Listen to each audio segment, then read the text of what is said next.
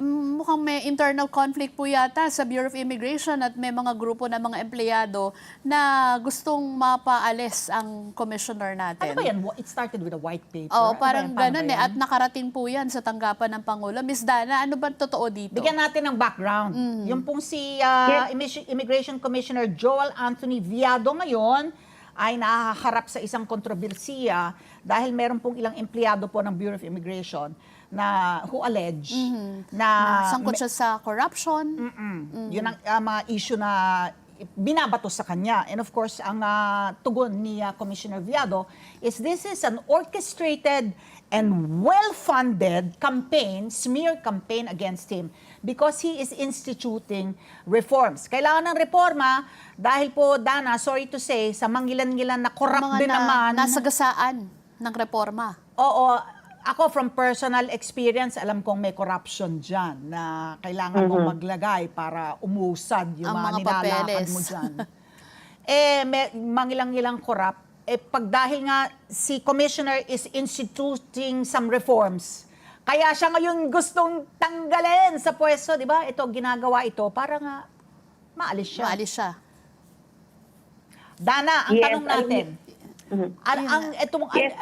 ano po ba yung official ngayon na stand, no? ng Bureau of Immigration on this matter? Kasi parang hindi ba naapektuhan nito yung operasyon po ninyo?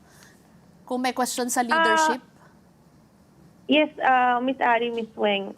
Of course, syempre, merong parang sama ng loob na ba't may ganito, may ganyan. Ba't tuloy yung trabaho natin?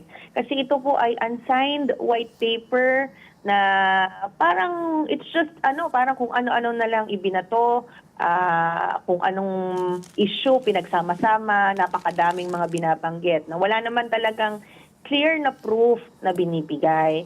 Ito po ay very timely at the time when nagkakaroon po ng mga changes sa ating mga heads in different government agencies. So very timely itong paglabas po nitong white paper na ito. And yun nga po, sinabi rin po ng Department of Justice na kung talagang may mga valid na reklamo, bakit hindi po humarap at talagang mag-file ng actual complaint laban po sa Commissioner. Pero tuloy po yung trabaho natin.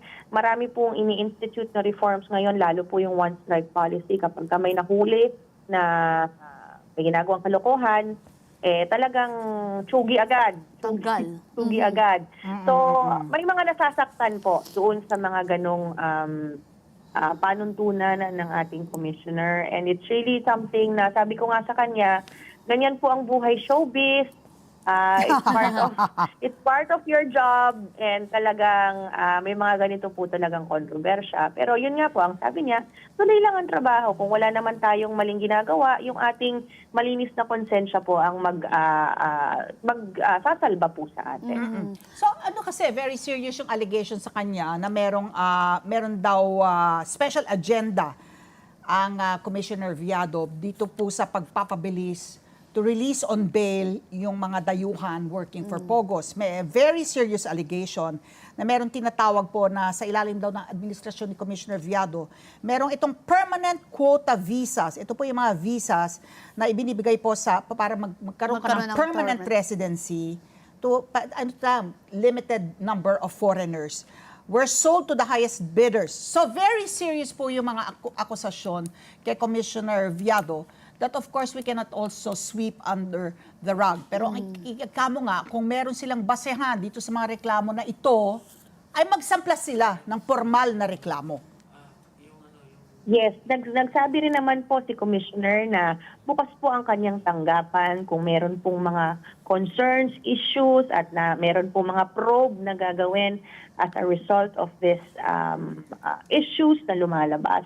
Ay open na open po ang kanyang opisina para po sa investigation. Yun po ang sinabi niya doon sa kanyang statement. Wala po siyang tinatago at wala po siyang kinakatakutan dahil sigurado po siya na maayos po ang kanyang pamamalakad at kung meron pong mga nasasagasaan at nasasaktan doon sa mga reforma na kanya pong ginagawa, ay pasensya po, but it's part of his management, it's part of his leadership. Let's get together. Net 25. Sa Net 25.